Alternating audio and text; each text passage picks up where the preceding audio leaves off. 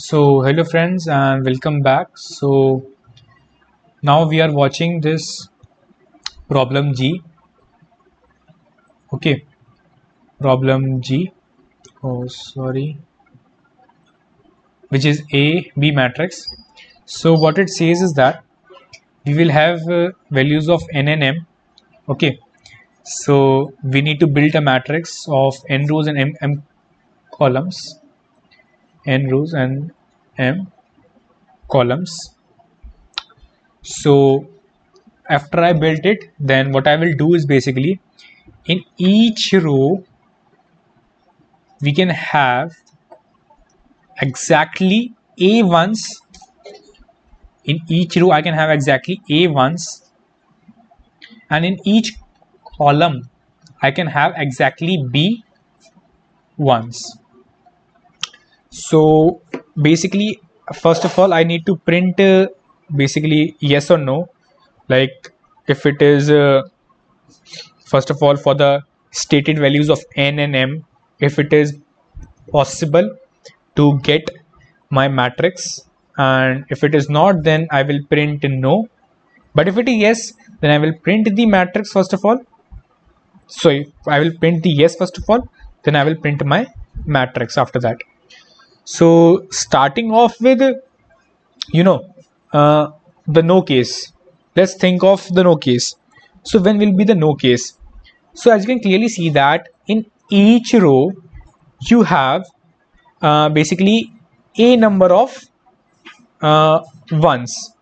So the number of ones which I can have in total is a into n, and with the help of using this b, the number of ones which I can have is b into m. So if first of all if these are not equal, then my answer will always be no. Now you will say Rn, but if it is equal, then how will you say your answer will be yes? So yeah, I will basically prove it. But let's first of all see. Now see, the first thing which I can very surely say that if it is not equal, then my answer will be no. But if it is equal, so my answer, if it is equal, then my answer may be yes or maybe no. I will show you that it will always be yes. Now how yes? See, the number of b's which I can have in any column, it can be a into m n by m, because the number of ones which I can have in whole the rows, it will be a into n, and after I do by n m, if it is equal to b, then for sure that if my b which I obtained with here and if my b which I obtained from this, if it is equal, then I can clearly say that yeah, it is it the matrix, it can be formed. So if I will show you, okay, sorry, yeah, if I will show you how very clearly, then you can see here. Let's suppose I have this matrix. I have my n as 3, m as 6, a as 2 and b as 1. So I will make a matrix of size basically 3 and columns as 6, columns as 6, 1 2 3 4 5 and 6, 1 2 3 4 5 6. Okay, so now you will say Rn, you need to place 2's here in every row. So let's think. If I place 1 1 1 1 1 1, oh, now I follow first condition, which is I placed 2 in every row. But if I clearly see that I was not able to place exactly 1 b's in every column, because see, this is empty and it has 3 ones. So what I will do is I will think like this. The thing which is not filled, I will fill it first. Now you will say how. See, let's have a better example. How? Let's scroll it a bit. Okay, let's take this example. 4 4 2 2.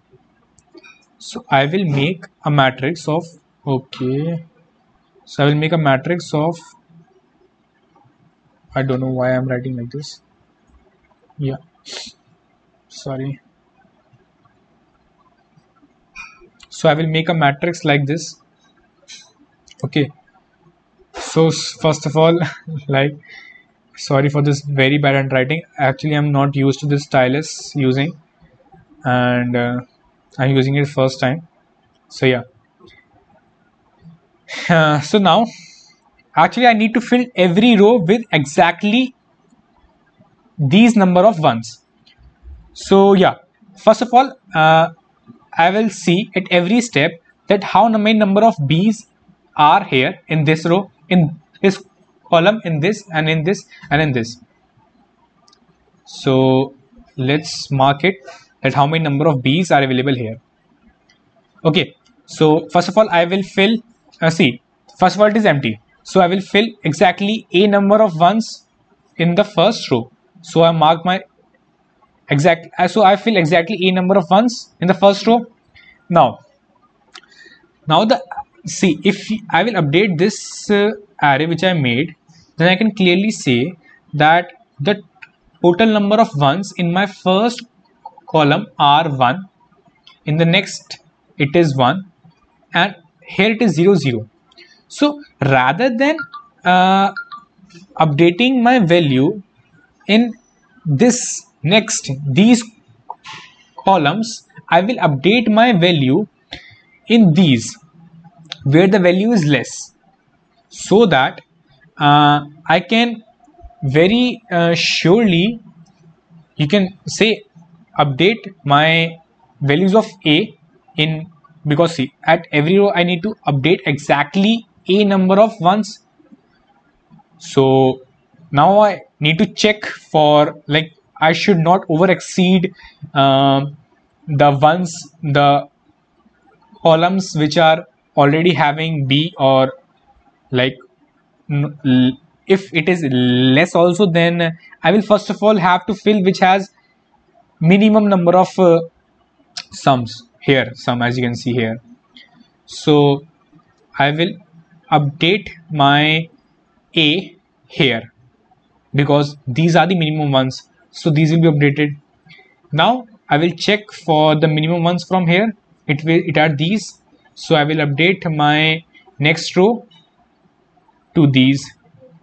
Now I will check, it will be updated as 2 2. I will check for the minimum minimum a, starting minimum a values, so it will be this and this. So I will update these columns which are this and this.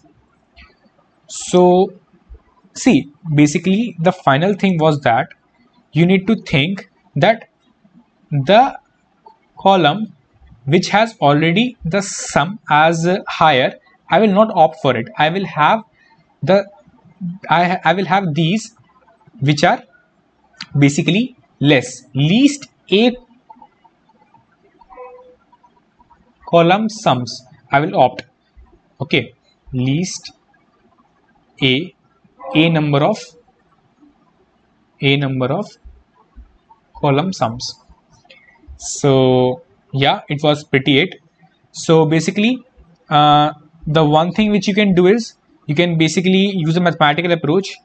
Yeah, like you will run a loop for I equal to 0, I is less than n, I plus plus, and for j is equals to 0, j is less than a, j plus plus, and you can mark your array of I and I into a plus j mod m, Now why mod m? Because see, if I had more, suppose if my a is basically 3, if, although it is not here, but if it is 3, then what I will do is I will write 1 here, 1 here, and I will reverse it back and I will write 1 here. Okay, so basically I will opt for the minimum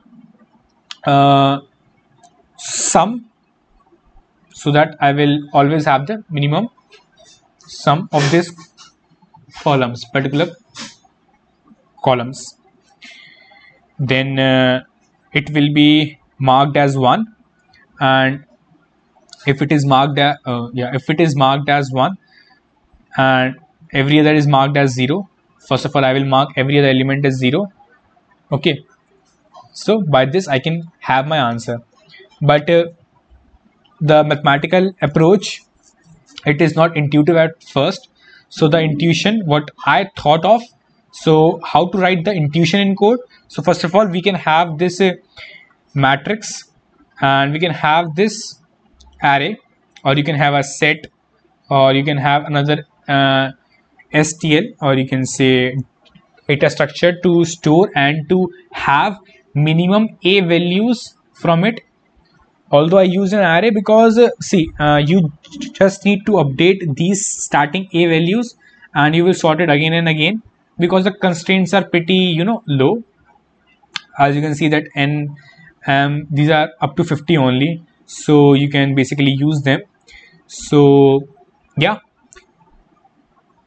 so what I will do is that for every row I will first of all sort my this array, and I will update my these indexes as 1. Then I will again, after updating, I will update these values also.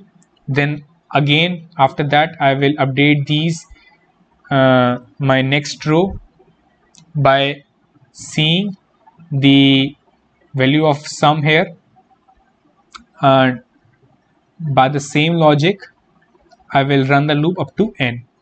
So to have this what I said, to have this mapping of j and sums, I will use a vector, or you can say a vector of a pair of int and int.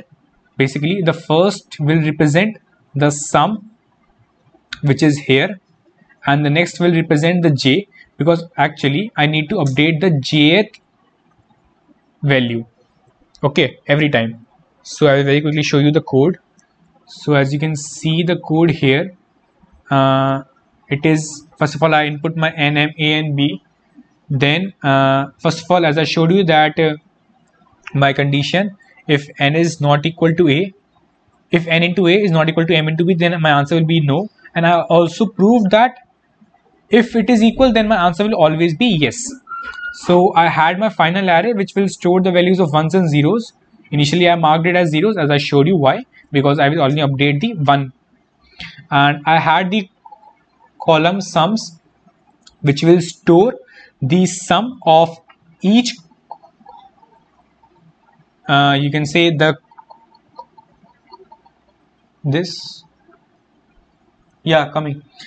so it will store the sum of each column after every iteration to the each row. Okay, so then I run my loop from 1 to n, which means for each row I have the vector of pairs, as I showed you, to store the mapping. For it is for sum, and it is for the j value. So I will run a loop from 1 to m to, or its columns, and if it is less than b, as I showed you, then I will push back it in my vector, as I showed you, because actually I showed that I need the minimum a's. Although you can push everything again, and you can sort it, and you can opt for the minimum a's, the condition is not pretty much necessary, because the starting a's will always be less. or equal to b. So you can update these, update them. So then I will update my, first of all, the sum, and I also update my final array with that particular index as I showed you. Okay, yeah, with that particular index as I showed you in the explanation. And after that I will print my final array. So yeah, it's pretty it. So as I showed in the explanation, you can also opt for this mathematical approach, although you have to basically think that it will basically start from starting and it will repeat, and it can move over to the first value and it will move on like this. So it is a pretty short code, although it is a pretty long code, but it is a basic approach which we thought, and the code which I showed you here, it is the approach which I moved on to the mathematical one. So yeah, it's pretty it, and thank you very much for watching this video, and yeah, see you in the next video. Bye.